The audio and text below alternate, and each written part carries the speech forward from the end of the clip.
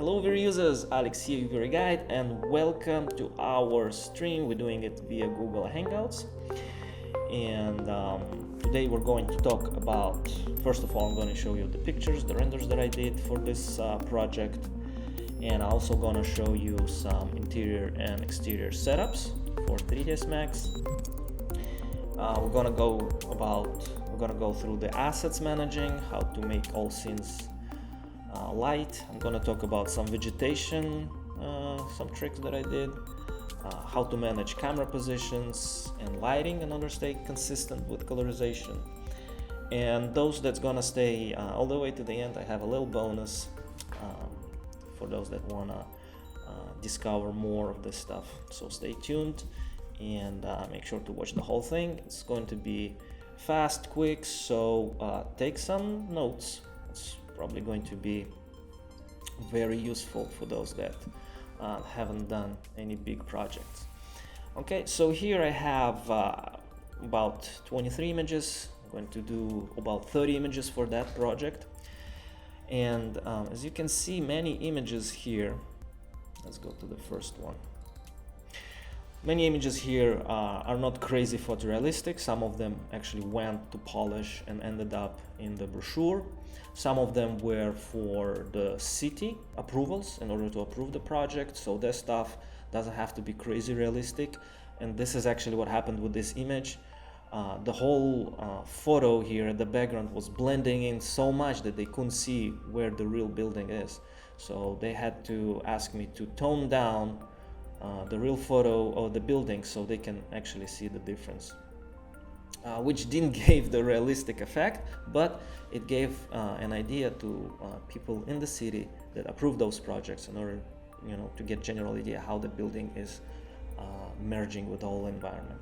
So you can see some came out really fast. I didn't spend much. It's just render in maybe 10-20 minutes of Photoshop, but images like those, they actually ended up in the brochure. And here you can see I've made pretty good leaves on the trees, and you can see the vegetation, the palms looking pretty good. So the palms were made with Forest Pack. It's a plugin that I use in order to create vegetation, in order to populate things, scatter things, and it kind of eases on my RAM. So here you can see the grass came out pretty good. It's all made with Forest Pack. I have a couple of little objects, models you can say, for the grass. Small ones, big ones. So the big ones, they fill up the inner area, and the small ones, they kind of run around the edge because the big ones cannot fit, and they will leave like circles of uncovered grass, and I'm always want to avoid that. That's why I have a couple of those, so whatever the big ones cannot fit, the small objects will fit and fill in really good curvatures here, and will follow a line along the line. I used a lot of proxies here. As you can see, for the ivy, I use ivy generator in order to create those ivies. This plugin is no longer available. Someone donated $1, and the poor guy got very pissed, and they stopped updating that plugin. So this is something that maybe you can encourage him, write him some messages, and go donate him more than a couple of dollars, just to let him feel good, because this sucks, when you make a plugin and then someone donates you like a couple of cents, it's kind of insulting. So yeah, I mean, I have also standalone version of that plugin, and it allows me to make ivy. I can just take this cube here, isolate it, bring it to the standalone ivy simulation, and then what I can do is I can duplicate it, I can stretch it, and you can see it's basically I have, I think, created 3 variations for those ivies, and I just scaled them a little bit in order to run around this. So all the rest of vegetation is proxies, VRay proxies. So things like those trees, you can see those big oak trees, got a lot of cool detail in them. Those are the proxies that I took from Evermotion. And the leaves, on the leaves I use forest back material. And during the upcoming workshop, I'm going to give some examples of visual effects, water, fire, and then I'm going to talk about also vegetation, because this is also part of those effects and environment building. I think it's very essential to learn those. So I use a special material that gives me that variation, and you can see all leaves, they kind of have, some of them reflect more, some of them reflect less. Here we can really see how the light is bouncing, and we have different variation of color going on in those. So this is pretty cool effect. I learned from Grant Warwick. He's showing how to really dig in and get that nice variation in this class. So very cool technique. Again, on top here, it's forest pack from the library, wherever they have. The palms also, you can see pretty good quality. So all of that stuff came out with that really cool plugin. Okay. So some images again were just exploration to show the city. So this is kind of not finished. As you can see, I didn't put much into making this. However, this one went into brochure, and you can see the detail is pretty good in the water here. I didn't have much time to make this swimming pool with Phoenix. I just made this little fountain, and I tried to do also the waterfall.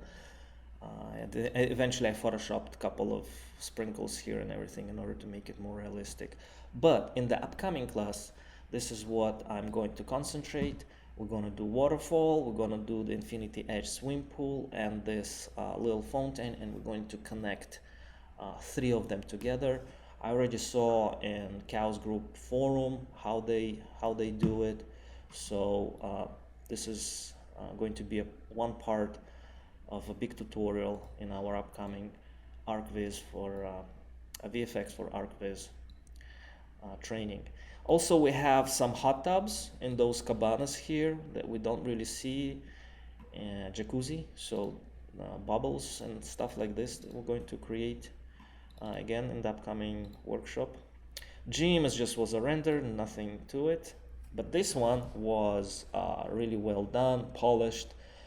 So to create something like this, it took me about a week, more or less. So I take a week to produce good images, and I take maybe 1-2 days to produce something very easy. You can see everything is pretty polished here. We get nice detail in the flowers and the wood, so everything pretty good here. This image as well went to the catalog. You can see very good detail, everything polished, nothing sticks out. VRay and denoiser worked pretty fast. I actually got those renders very quickly. You can see some artifacts here. I can see them a little bit, not enough irradiance map. Again, I had to render those images pretty quick, so 4 hours was the max for 4,000 pixels. I mean, it's pretty good in considering that I'm using laptop, you know. This one too went to production, and here at the back we have water tap, really nice design for the kitchen. So here I'm thinking of using water tap for our VFX, just to let water flow down. This I think this was a cover image for the city. They always want to see something flat, so when you submit images, always have a cover of entire building, you know, elevations, side view, in order to see how it connects with all the environment. So I did some photography, and everything is pretty realistic here in terms of the objects and the lighting and the placement of the trees. All right, so this was again exploration, city submission, a little bit better. You can see it's merging, but again, I didn't spend much time on it. It had to be something quick in order to see how the project will be in compared to other buildings. And I think they also run a board in order to vote for the favor or against the favor. So all the neighbors, they're gonna look at those and they're gonna vote. So again, developers are going to face some convincing stage. Some people will not be convinced, so they'll have to go and convince them in order to approve it. But I think this project already was approved, so it's going to be built, so everything is pretty on late stages. Again, here we were working and trying some colors out. This image was polished too. Cinema was pretty quick setup. Some V-Ray lights, some lighting materials, and in my post-production I render ambient occlusion paths that will give me this nice detail here and soft shadows. I actually duplicated that path a couple of times in order to get me that extra ambient occlusion in my objects. Here I didn't use any reference, so it kind of looks a little weird to me, the lighting. I had to match very soft sunset, kind of cloudy, late afternoon in order to make this. But again, this image was cropped, and I think they took some detail from here and some detail from here. So this one needs to be a little bit lower, also in development stages. Again, water pool, the other direction. You can see that the displacement map doesn't work really bad, but the only point is it kind of makes the whole thing very jittery here on the sides. You can see it if we zoom in here.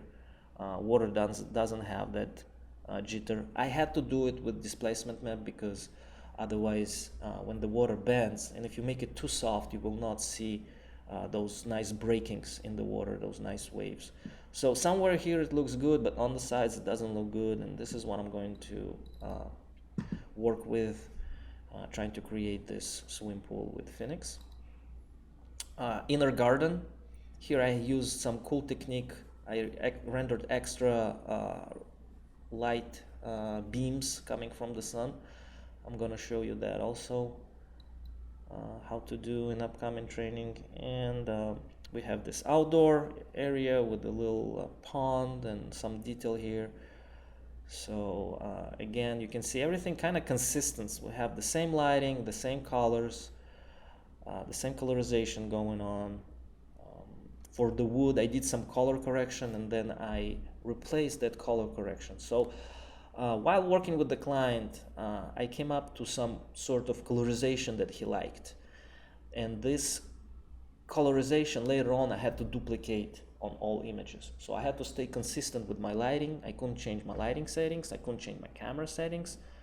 Again, I could change the exposure, but not the white balance in order to stay with the same colorization. So if I want to do color correction on the wood, I would not have to do it all over again. I can just copy it from the previous file and have it set up like that.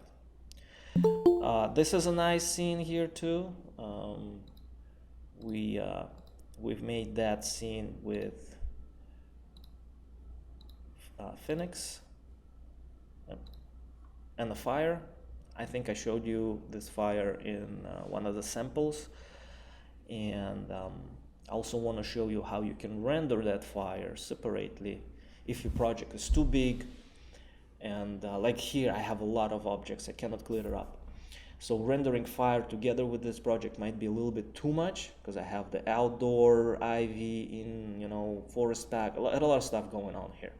So what I can do, I can render the fire separately, and then render this scene also separately, and then merge them together with Premiere or After Effects. And there's a couple of tricks that I can show you how to do that when you're dealing with big scale scenes.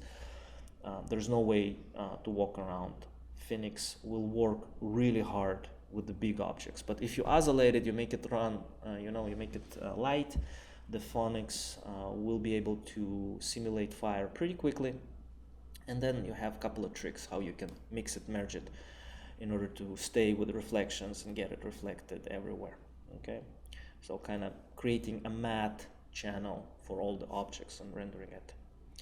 All right, so we have few images here that I'm still working on. So let's see the exterior. So before we go here, let me show you my management for this project. So I have maps, you see a lot of maps. I have meshes, also a lot of meshes. I have a rendering folder where all the stuff goes and all my post-production files and everything been worked here. And then I have landscape, which is separate file. I have tower, which comes also in a separate. And I have gym, lobby, those are all interiors. And then I have the master file, which is Villa Valencia. I have interior, and I have Villa Valencia, just the regular one. This is the exterior. So let's open this one, Villa Valencia 021. That's the file here. And let's go and explore a little bit how the whole thing been done. So you can see everything here is VRay Proxies.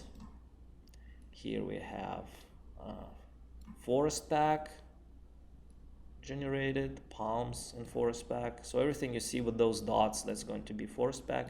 Everything that you see like this with the bad geometry kind of, this is proxy, VRay proxy. And if we see whole mesh, you can see the entire thing here, how it looks. Okay, so creating VRay proxies is very essential. They don't take much RAM and they can be easily duplicated with instance and really make it so easy on your scene. So if we take a look at my scene here, I'm gonna go to my X references. You can see I only have here loading up tower 1. So basically the rest, see, if I'm trying to get the tower, I cannot even touch it because it's loading from the file. So it's an asset that is untouchable because it's loading from a different file. If I want to change it, I have to either open that file, that's called tower 1, or I can also import that.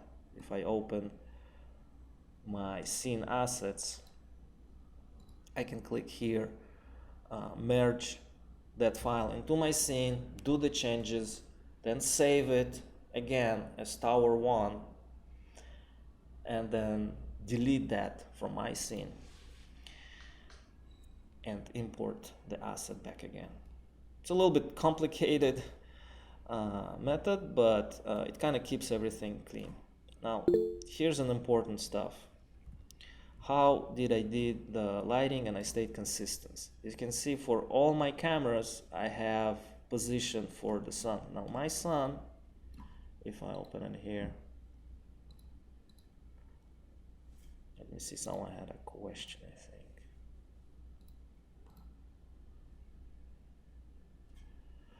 Ooh, a lot. I mean, in this scene I don't have much. The building itself, the tower, I had to isolate it because the tower was crazy. It's 300 megabytes. And my scene here is already 700. So this plus this will give you like 1 gig of file.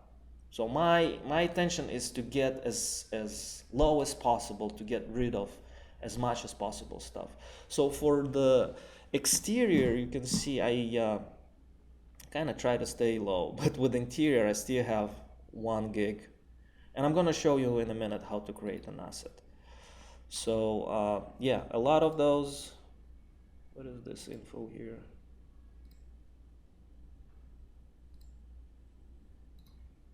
Okay, so let's go back to this. Let me show you my lights. So you can see I have a sun and I have my VRay dome light. And if I open it here, my VRay dome light and my VRay sun, both of them linked. So every time I want to rotate my sun, it will be my dome light, it will be rotated with the sun. And you can see right here my also view is rotating. Okay, so my view is right here in the environment, and in my dome light, in the options, I have my dome light invisible because I don't want to see it. I don't want to throw. So what I see my environment. But my dome light still gives me that color, that lighting. So that's HDRI right here that is connected to the environment, and it's actually the origin source coming from the dome light. It's right here. And in addition to this, doing some manipulation of processing overall multiplier and the rendering multiplier. I'm increasing them, so I will throw a little bit more hard light. Inverse gamma I'm not touching here, but if I want to get a little bit harder, a little bit more contrast, I can lower it down. Okay, so that's my setup. Now for different cameras, you can see here, if we go to exterior, so from here I had to put light from right to left. Here it's kind of different direction, but again, same colorization. Here on my swim pool, I had to put left to right behind. This is more or less like swim pool. Again, this is the other way, right to left. So the sun had to rotate and go different directions. And if I click here, you can see here are the numbers. Camera 1, if I put it to go right here, what I do actually, I go here and I take, so I also have for the height, sometimes I have to change my height in order to match the lighting of the photo. So my sun had to go a little up, a little down. And mainly here, as you can see, I have the rotations, but if I have H, that means it's also going up. So what I do actually, I go here, camera 2B, or camera C, 3. So I copy, and then I go back to my, and here I paste it. Okay, so now I have camera 3 lighting. It's that camera here. The light comes from the back, hits the car very nicely. And if I go to my camera 3, that's the lighting that's going to be here. All right. So in 3ds Max, you have option to create scenes and create compositions with lighting, placement, everything. And then if you change something in the composition, you have to save it again. And then you can switch from composition to composition. But just because so many things change here, it's very hard to track all the compositions. So I had to come up with some technique in order to just rotate the sun and come back quickly from camera to camera without messing up with composition. So I came up with this trick, just saving the rotation of the sun and the height of the sun sometimes, not all the time. I'm trying to stay as much as possible consistent with the same height and just rotate the dome a little bit from side to side. Okay, so that's related to the exterior project. Now let's go and see the interiors.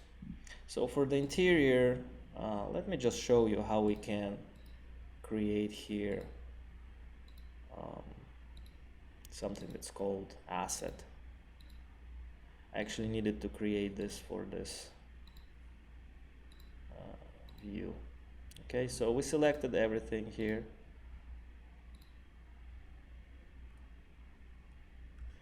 Let's see. Yep. Okay, so we have everything from that setup. Oop, I think I forgot the couch.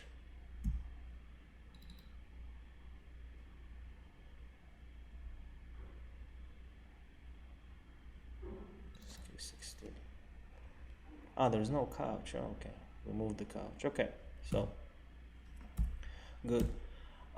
So I'm gonna take this and I'm gonna group it and call it cam 16 furniture. Oops. Furniture. Okay, so I'm gonna copy this. It actually needs to be, let's do it 0, 11, because I have already here 10. You see, for every file I say 1, 2, 3, so there's going to be 11. Now, what I want to do, I want to copy that, and I want to create also a layer. Let's see the layers here, in order to be most consistent with this. So you can see this is kind of spread out between a bunch of different layers. So what I'm going to do is I'm going to add a layer, create new layer by selecting this stuff and just give it the same name. All right, so that's on that layer. So it will be also very easy when you import an asset, you can hide and unhide because it will be on that particular layer. You don't have to go and look between layers. So I've created that. Now from this, what I can do is save selected. Let's go to my files here and paste the same name. 011, camera 16, furniture. Save. Okay, now it's saving.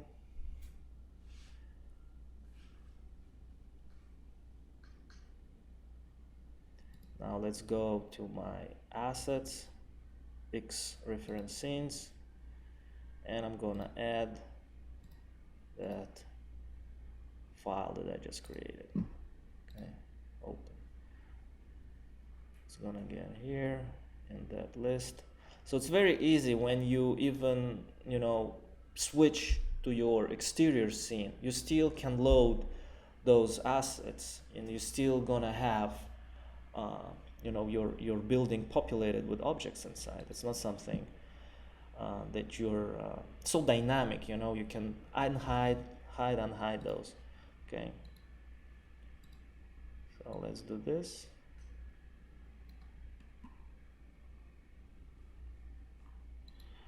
The scene is heavy, so it's gonna take some time.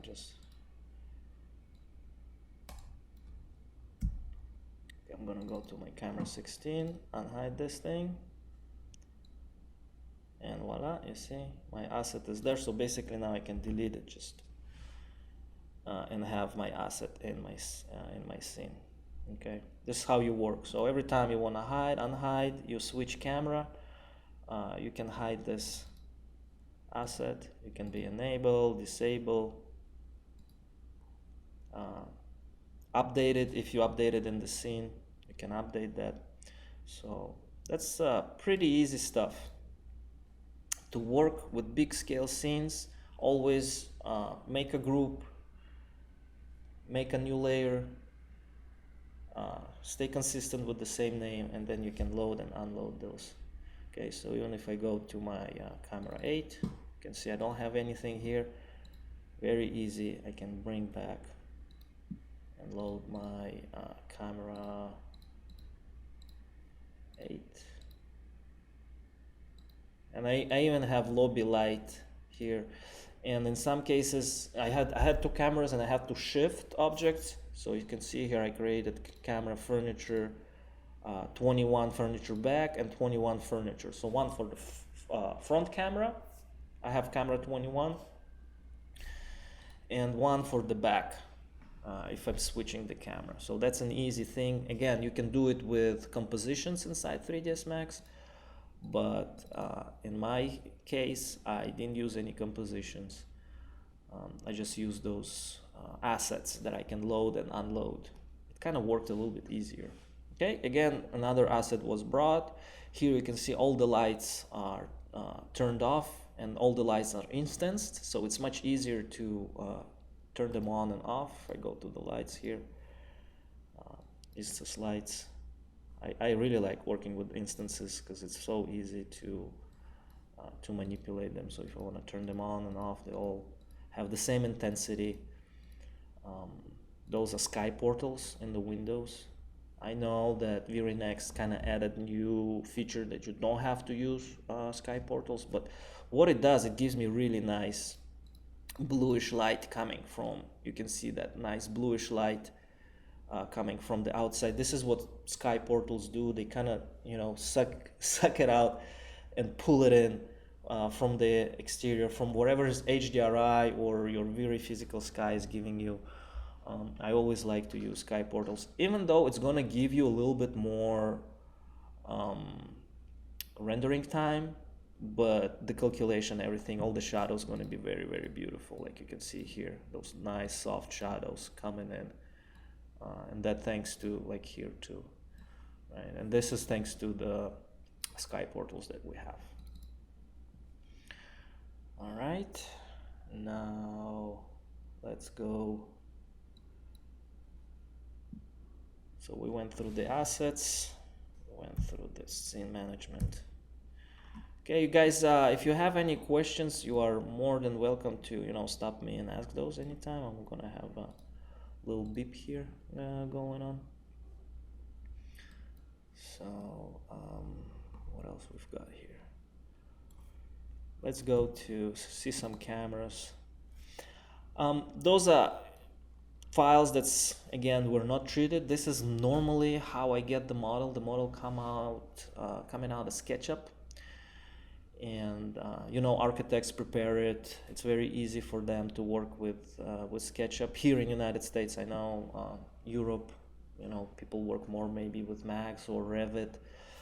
I mean, here also people work with Revit, but most of the time when I work with developers, stuff comes in very rough. The detail is there, the planning, everything is there. It's just SketchUp models that you can see. They all kind of, they all not in a good quality. Let's put it this way, And this is what I'm actually is planning to do here. We have a shower, as you saw on my demo reel. I had a shower shot, so it was very basic, just the wall and everything. So here I'm going to do it more advanced. We have here glass, and we have a nice detail here. We have also water tap. Oops. Yeah, we have also water tap on the side, which I'm going to kind of work with. And let's see what else we have here. So I don't know if I'm gonna do the water tap from the kitchen. I'm for sure gonna do the shower. And I'm going to do probably this one. This one looks good. And we're going to do also a wine shot when you can pour wine from the glass. So we have a nice setup here. And I'm going to use one of my scenes in order to do the bottle pouring wine. So it's either going to be that scene. Here's also we have a water tap. Yeah. So again, I had to remodel a lot of this stuff and redo a lot of stuff because faces were flipped. The UVW maps were not kind of matching and everything. So I had to redo a lot of stuff and chamfer edges, so the things will not look that crazy sharp. That stuff gives you detail. If you do chamfer, you can see that a little here. Cleaning up models and everything in order to make it nice and smooth and detailed. This is one of those things that I add to my projects. I work a lot in order to add that type of detail. Okay, so in the upcoming training for VFX, for architects, for ArchVIZ, this is what we're gonna do. We're gonna do those live scenarios, and you can see that I have a lot of stuff here that I can use and work with, like this water tap here in the kitchen. If I put a nice glass water of wine, coffee, or maybe even take some shot that is something from here. This is a very nice detailed shot, pouring some coffee into the glass, or here some tea or coffee. This is English tea, English breakfast, so probably going to be tea. Those are always shots that I wanted to do. How water goes into the glass, it gets nice shot, and then boom, you freeze it. You wanna capture the moment, and everything in the background is kind of blurry, so you focus on the glass, you have nice light streaks, and you have nice lens flare here and there. So those atmospheric shots is what I'm interested in doing in my reel, because everybody's showing, images like that. Images can be more realistic, less realistic, beautiful design and everything, but that nobody sells the lifestyle. And the more I talk to developers, the more I start to understand that lifestyle is actually what's been sold. If you look at Apple commercials, Apple is a certain status that people like to brag about in their life. So it's been sold through the lifestyle. It's a certain mindset, it's a certain personality, and I've been an Apple user, I've been a Samsung user. Frankly speaking, I didn't like Samsung, so I went back to Apple. Just because of the security things. But again, you want to sell a lifestyle, and lifestyle sells. You can create as many pictures as you want, for the project as you can, but you can make them beautiful, but it will not, sell that moment. You want to sell that particular moment when you pour a glass, or you sit at the swim pool and everything just freezes for a second. You get a real life fountain, you get a real life fire. All that stuff is so fascinating when you catch the moment and you just stop it at that moment.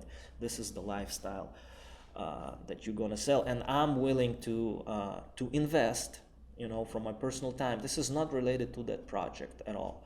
This project is just, gives me those scenarios, those scenes that I can work and create my personal demo reel.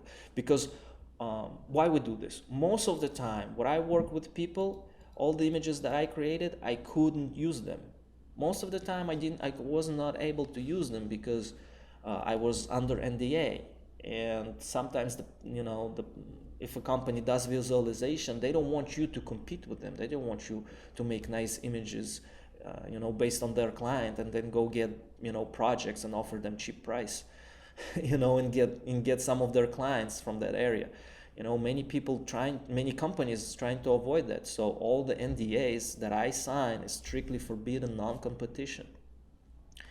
And in place like Miami, where you have a few, just like 3 or 4 really good visualization studios, and rest like freelancers somewhere in I don't know, Ecuador or overseas, that creates a very tough competition in a place, when compared to LA, where you have a lot of studios, or Germany or UK, where you have really a lot of studios, a lot of work, so you get variety. Here in Miami, you don't get much to choose, so all NDAs, and people not really willing to share, cooperate, and stuff like that. It's a little bit harder market, but it doesn't mean that it's impossible to get a project. And the way you can get a project is only when you create your own personal demo reel that's not related to any of those companies. Again, you can use pieces. If you have any project that you've created, and you want to use pieces of that project, like for instance, like that little piece right here, nobody going to recognize that kitchen right here. If I'm just going to place a camera, I'm going to open the water and I'm going to let it go, let it pour and create some animation right here. Have nice apple as a background, maybe some glass of wine here. So you can bring projects that you have created in the past, change them a little bit, and then use my presets in order to create amazing water simulations, fire, those realistic lifestyle pictures, And then I'm also going to show you how to polish it, how to do some color correction. But the minute you have motion, this is something that starts to become fascinating, because when you have an image, I can start concentrating. Oh, that pillow kind of goes here inside. Oh, that, some little things I can start, like looking and finding the details. This doesn't happen with animation.